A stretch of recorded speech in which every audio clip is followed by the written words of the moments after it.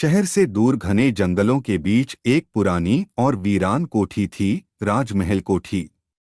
लोगों का कहना था कि वहां रात के समय अजीब-अजीब आवाजें आती थीं और जिसने भी उस कोठी में जाने की कोशिश की वह कभी लौटकर नहीं आया।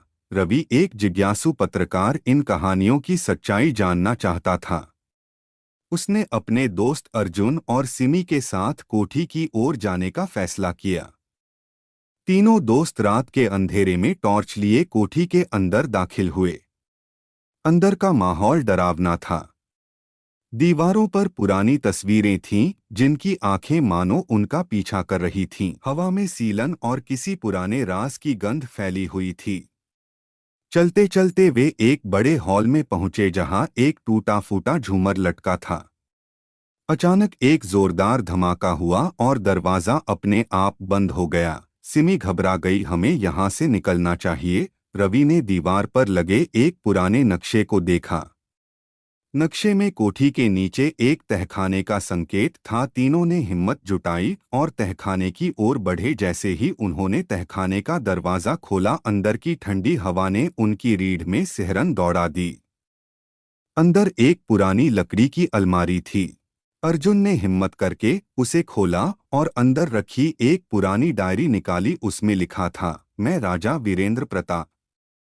मुझे मेरे ही अपनों ने इस कोठी में कैद कर दिया है। अगर कोई यह पढ़ रहा है तो समझ लो कि मेरी आत्मा आजाद होना चाहती है।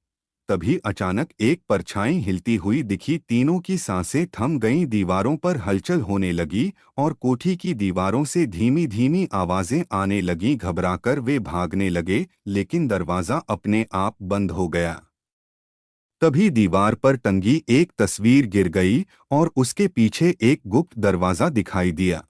वे दौड़ते हुए वहां से बाहर निकले और बिना पीछे देखे जंगल की ओर भागे। जब उन्होंने मुड़कर देखा तो कोठी धीरे धीरे धुंध में गायब हो रही थी, मानो वह कभी वहां थी ही नहीं। अगले दिन रवि ने लाइब्रेरी में जाकर पुराने दस्तावेज खंगाले। उसे पता चला कि राजा वीरेंद्र प्रताप को उनके भाई ने धोखा देकर उस कोठी में बंद कर दिया था और तब से वह कोठी एक रहस्य बन गई थी।